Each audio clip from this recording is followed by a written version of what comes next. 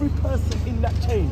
So now I understand. So your point is, if I understand correctly, yes, go on. is that in Islam there's a very complex system which makes sure that the message is not changed, and there's a kind of like a verification system from all angles of vision.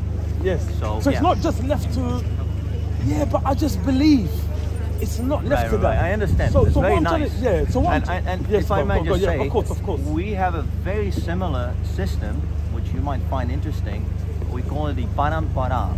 It's called the succession of spiritual masters who make sure that the message of the Vedas is preserved in the original way. Because as soon as the knowledge becomes lost, actually Krishna says this in the Bhagavad Gita. He says, Evam parampara praptam imam rajasa vidu sekalaneha mata yoga nashtaha parantapa.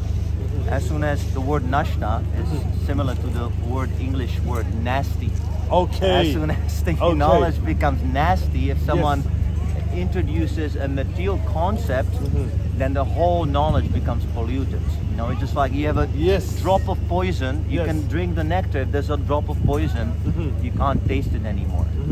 So it's a very similar system. I can resonate with this tradition. There must be a process by which persons of very high moral character are taking care so the knowledge doesn't become lost. That's correct. But at the same time, if I may just say, of course you can.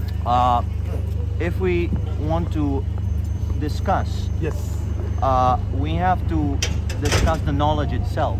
Because even in that perfect system, let's say someone who is outside of that tradition, he can always say, okay, you have a very nice, complex system, but still, there is a possibility of a mistake.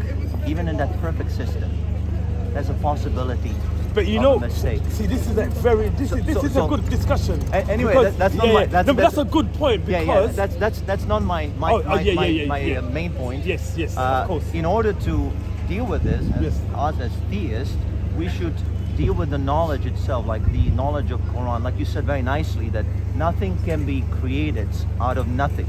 This has nothing to do with religion or scriptures. This is something we genuinely know. Plain logic. Don't create themselves. Plain logic. Correct. Plain logic. Yes. And if you take the atheists and let's say the evolutionists and so on and so on, they base their science that also has lots of complexity and verification on a very illogical basis. The Big Bang and so on and so on. I mean, doesn't make any sense. Thank you. It really, it just doesn't. It just simply doesn't make sense. It is not scientific. Atheism to me it's guesswork, it's conjecture. Actually, that is the blind faith. I've said it myself. I've actually sometimes I go through moments where I record conversations with myself, and that's one of the things I concluded about atheists as well.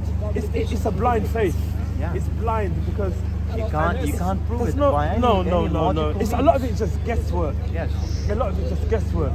So back to what we're saying, with Muhammad, because we believe this is the final in the teachings of Islam. Because one of the things I was going to say here, why we believe the Quran is a miracle. Because in the time of the Prophet, peace upon him, like I said, he was illiterate.